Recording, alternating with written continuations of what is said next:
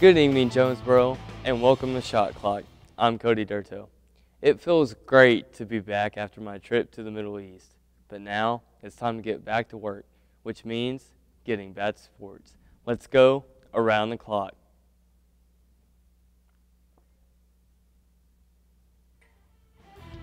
Game 1 of the 2011 World Series was played last night in St. Louis between the Cardinals and the Texas Rangers. The Rangers had a tough game in their first ever trip to the city, as St. Louis ace Chris Carpenter was strong in 6 innings of work, limiting Texas to 2 runs, both coming off of a home run by Rangers catcher Mike Napoli. Pinch hitter Alan Craig, who replaced Carpenter in the bottom of the 6th, was called to bat against Rangers starter C.J. Wilson. Texas manager Ron Washington pulled Wilson, who had 2 men on base at the time, and brought in stellar reliever Alexio Gondo.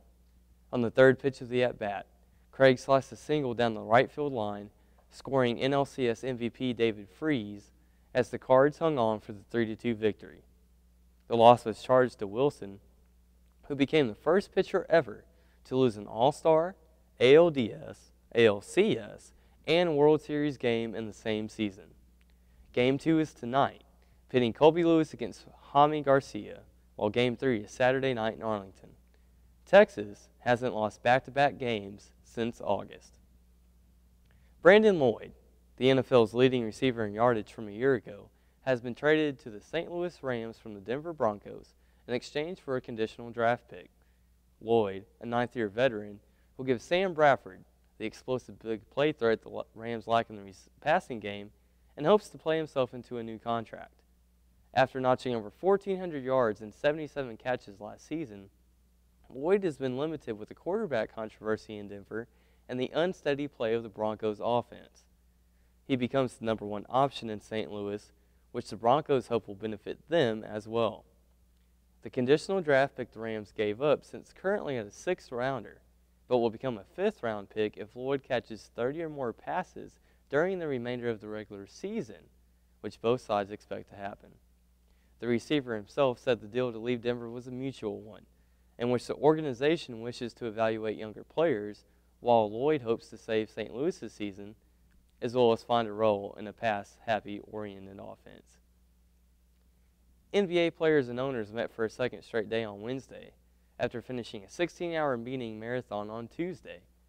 No bargaining was expected, and as none happened, a source close to the situation said not to presume there was any significant progress.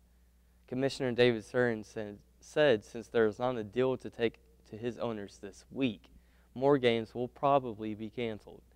100 games, or rather the first 2 weeks of the season, have already been canceled. The main roadblock continues to be the hard salary cap, in which luxury taxes will be lowered, as well as limiting the spending exceptions teams can make. The only current proposal has players receiving 53% of basketball-related income, when under the previous CBA, they were given 57%.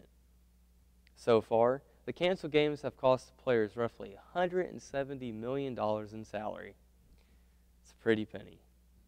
After the break, I'll bring you up to speed on the continuing fall successes of ASU sports. Stay tuned. You know, girls, I used to cheer back in my day. Ready? Okay!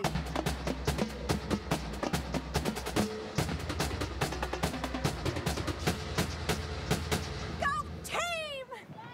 That was amazing, amazing, amazing. Mom, that was amazing. You don't have to be perfect to be a perfect parent. There are thousands of siblings in foster care who'll take you just as you are. ASU TV. ASU TV. ASU TV ASU TV has provided me with a lot of real-life experience. It's your station. You can be on it. It's a way of life. It's fun. It's very exciting. It's a purpose. Bring cool shows straight to you. Be creative. Get you to watch, entertain you, the viewer. ASU TV. You should be watching. You should be watching. Watch it. I'm home, and I love it. I'm home, where I belong. It's always nice to come home. but many Americans are at risk of foreclosure and losing their homes. Making home affordable from the U.S. government has already helped over 1 million struggling homeowners like these. The sooner you act, the better chance we can help you. I'm home where I belong.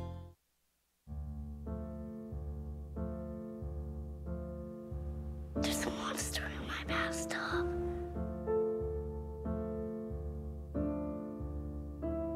There's one on the couch. There's a monster on my bed.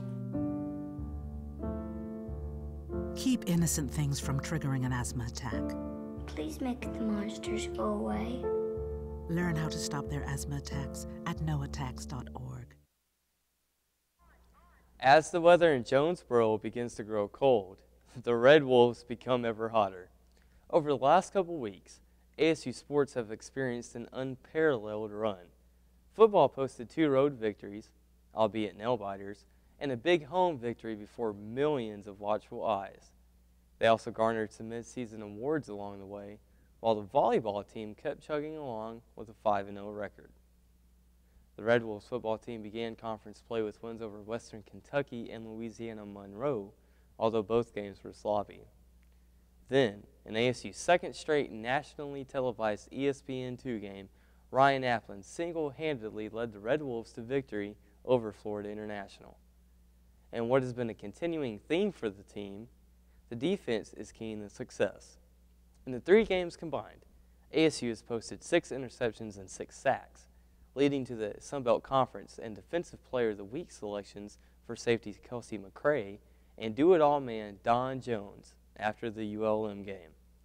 McCray was also noticed in his efforts by the College Football Performance Awards. The real benefit of the recent defensive play is that it has been able to partially hide some awful flaws from the offense, well, at least before the FIU game.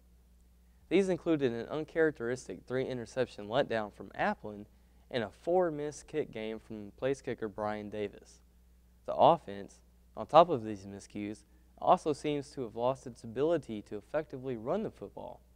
Well, unless your name is Ryan Applin.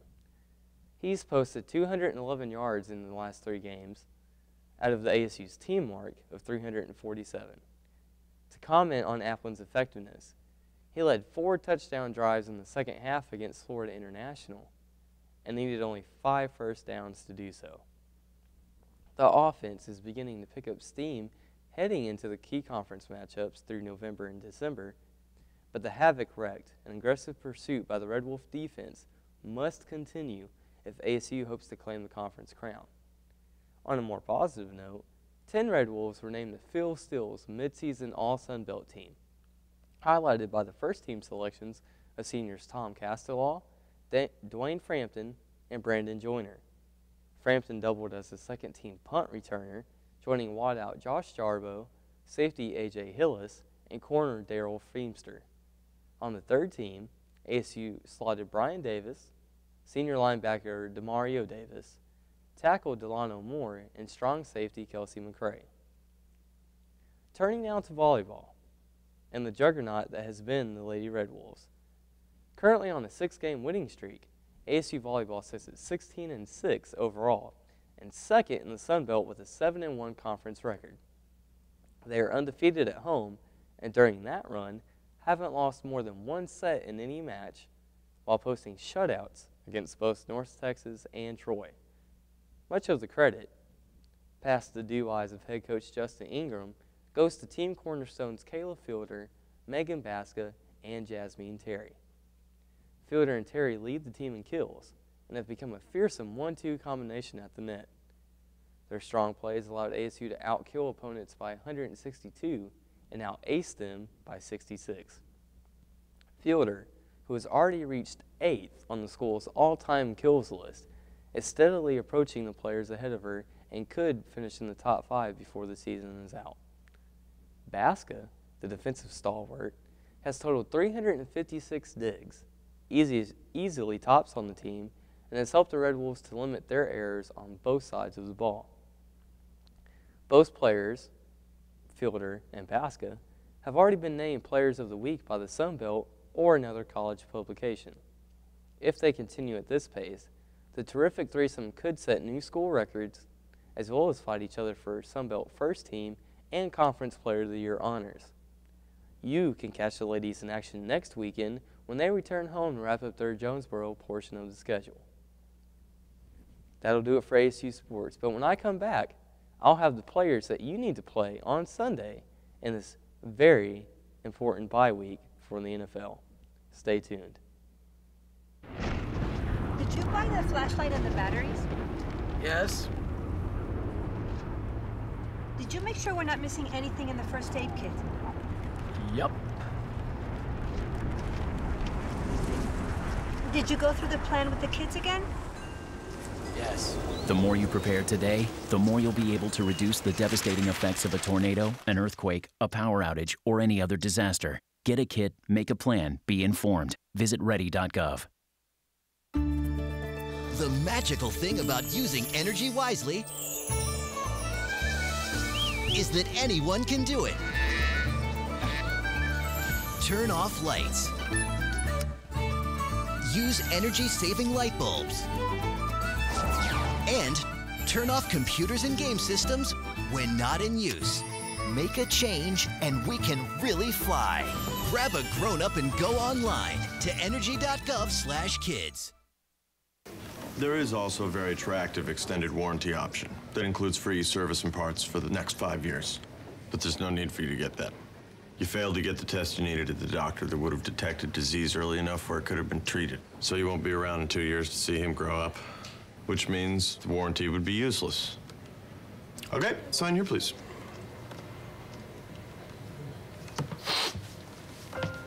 For a list of tests every man should have, go to ahrq.gov.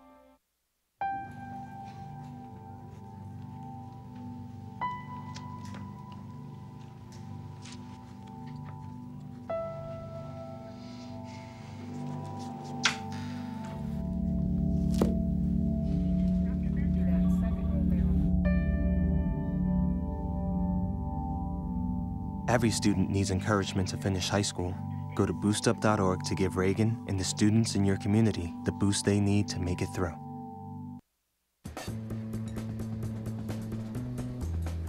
Even an Iraq vet like me who's in really good shape needs good health care, especially when it's top quality and convenient. And it's not just for men. In fact, aren't you a vet, Patricia? Yeah, I served in the Air Force. So why not come in today?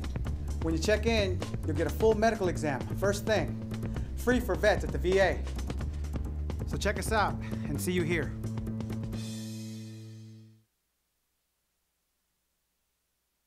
Up, college is hard. Down, those books are heavy. My sport is football, but my passion is education. Right up here. So every year, I take promising high schoolers on a college tour Lights there, darks there. to show them that higher education means a brighter future. My name is Nnamdi Asamoah. I don't just wear the shirt, I live it. Find out how you can live United for education. Give, advocate, volunteer. Go to liveunited.org. Do you wear this?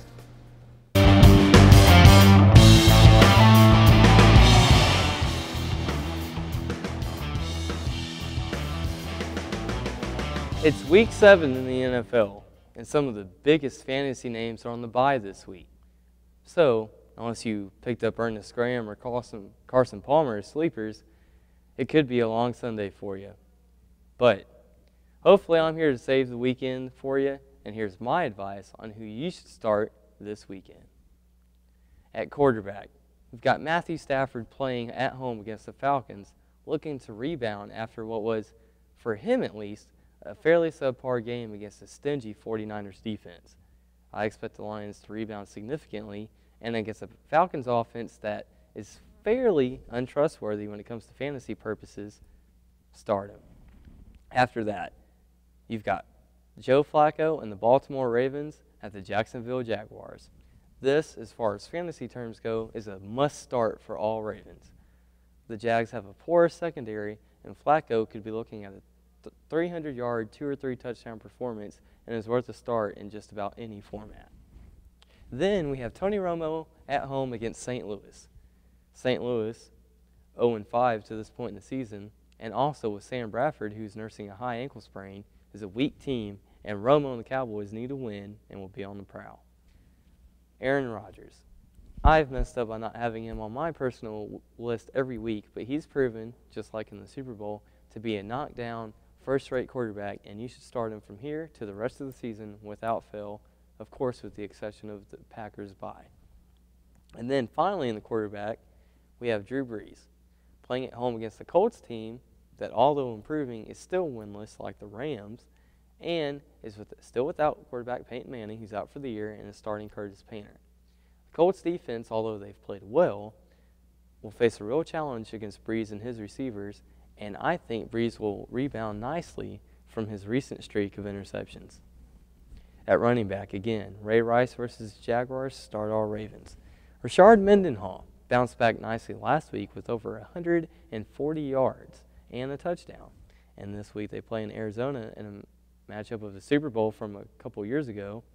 And so, with that being the case, he hasn't quite lost his grip on a starting job yet, so go ahead and give him a look. To finish out the running backs, we have Darren McFadden at home against the Chiefs. Although Oakland's in a quarterback controversy, McFadden should still be a focal point of the offense. Ryan Terrain, the Washington Redskins' current starter against the Panthers, watch as the Redskins, because they'll play the hot hand in the running game, and we've seen Terrain and Tim Hightower both start so far this season, with Roy Helu focusing as the backup. And finally, we have Arian Foster. This is a huge game in the AFC South, as the winner of the Houston-Tennessee game could just be on track to take the division this year. Obviously, with the Colts having a down season, they won't be a factor. And as Foster will be the main focal point of the offense behind quarterback Matt Schaub, because they're still without number one wideout Andre Johnson. Look for him to get involved, both Foster, that is, in the passing game and running game. For wide receivers, we have Chad Johnson at the Falcons. You got to start Megatron every time. And then we have Mike Wallace of the Steelers at the Cardinals. The burner was to get past Arizona secondary that no longer has Dominique Rodgers-Cromartie. We have Des Bryant against the Rams, looking to have another breakout game this year after being sidelined earlier in the season with a small injury. And then Jordy Nelson. Now, some of you at home might say, why Jordy Nelson? Because any Green Bay wideout at this point is a hot start. They're playing the Vikings, who have been shut down on both sides of the football so far this season. Nelson, who arguably is the Packers' best big play wide receiver, could be looking at just a 3 or 4 reception game, but probably upwards of 90 yards and a touchdown. If we move on to the tight end section, Jimmy Graham has become a must-start, like quarterbacks like Aaron Rodgers, in the tight end section, and he's worth a great play, probably looking at anywhere from 8 to 11 points this week against the Colts. Next, we have Jason Witten. Almost a must-start for most Cowboys. He is number one receiving target for Tony Romo and always has a great game. After that, we've got Ben Watson of the Browns. He'll be playing at home against the Seahawks, and as Colt McCoy has developed a great rapport with Watson, he's looking at 5 to 7 receptions a game, upwards of 50 yards. Tony Gonzalez, the ageless wonder in Atlanta, will be playing at Detroit, and as he's Matt Ryan's arguable number one option, he looks to have close to 100 yards against the Lions, because the Lions are among the bottom 15 teams in the league against tight ends. Finally, we have Brandon Pettigrew, the Lions' number one tight end, who will be playing at home against the Falcons. Pettigrew, although he's been losing red zone targets to Tony Scheffler, is the over-the-middle threat, after Megatron that is, for Matthew Stafford. So look for big numbers and a few receptions if you're in a PPR league out of him. Looking out defense, the Steelers pretty much must play if you take out that performance against the Ravens. They've got Arizona, who's struggling with turnovers at the moment. After that, we have the Ravens at Jacksonville. You know why. After that, we've got the Cowboys against St. Louis, because if you haven't noticed, the Cowboys are one of the top 5 defenses to this point in the NFL, and DeMarcus Ware's hungry. After that, play the Chargers. It might be a surprising pick, seeing as how they're playing in New York at the Jets. But with the Jets' current offensive struggles and looking for a return to the ground game, this could be a low-scoring output from Mark Sanchez and company, and and the Chargers could also register a couple sacks and interceptions. Finally, we have the Packers of Minnesota. As I mentioned a moment ago, Minnesota's been almost shut out totally on the offensive side of the football. They'll be starting rookie quarterback Christian Ponder, and the Bears last week took out Adrian Peterson. He was not a focal point of the offense, couldn't get anything going on the ground, and I think if the Packers play to their ability, the same will hold true this Sunday. To finish this fantasy segment, we look at the kickers. Nick Novak of the Chargers, playing at the Jets, as stated, probably be looking at 2 to 3 extra points and maybe a field goal based on the performance of Phillip Rivers. Phil Dawson, the longtime Browns kicker, probably looking at 2 to 3 or maybe perhaps even 4 field goals against the Seahawks. Sebastian Janikowski, my personal pick for best kicker in the NFL, he's a must-start in that bracket. He's playing at home against the Chiefs. After that, we got Billy Cundiff of the Ravens, who, as I said earlier, could be in for a huge game after Ray Rice and Joe Flacco have their way. And finally, Rob Baronis of the Titans. In previous Houston and Tennessee games, it's come down to field goals, and Baronis is one of the most underrated and most trustworthy kickers in the NFL. So as I said, there might be a few surprises on the list, but with the bye week taking a chunk out of most fantasy lineups, these guys are definitely worth the looks. When we return, I'll have ASU TV Sports tribute to Dan Weldon. We can all be energy savers. It's easy. Turn off lights. Use energy-saving light bulbs. And turn off electronics and appliances when not in use. Make a change and we can really fly. Learn more at energy.gov/kids. Oh, this isn't good. I was a gift from him to her. I'm going to the animal shelter, which isn't necessarily bad. I just hate the stigma associated with shelter pets. People will think I bite or that I spray everywhere. They're the ones with problems. I'm totally fine. Adopt me, you'll see. I'm gonna go pack. I can't even believe you. And she has a mustache. Cotton balls. Duct tape. Spoon. Needle. Thread.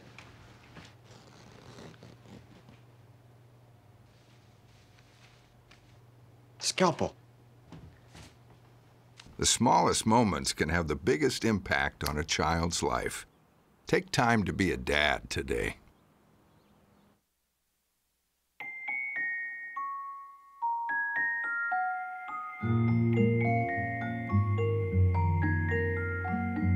In the event of a car crash, 3 out of 4 kids are not as secure as they should be because their car seats are not used correctly. But the latch system makes it easier to get it right and to hold your kids tight. Anchor, tether, latch. Learn more at safercar.gov. On Sunday, the racing world and sports in general lost one of its best-loved people with the sad passing of IndyCar driver Dan Weldon. Weldon, the British IndyCar Series driver, was killed during the opening laps of last Sunday's Las Vegas 300 after a devastating 15-car crash sent his car airborne into a spinning, flying fireball. Emergency workers rushed to the scene, but they were forced to airlift Weldon to a nearby hospital, where he was pronounced dead a few hours later. The medical examiner ruled his death the result of blunt trauma to the head due to motor vehicle collision. Weldon, who is just 33, leaves behind a legacy as a great driver, but also that of a great person. He won this year's Indy 500, as well as the 2005 race and the series championship in the 2005 season. Rightfully so, tributes and messages from fans have poured in from across the globe.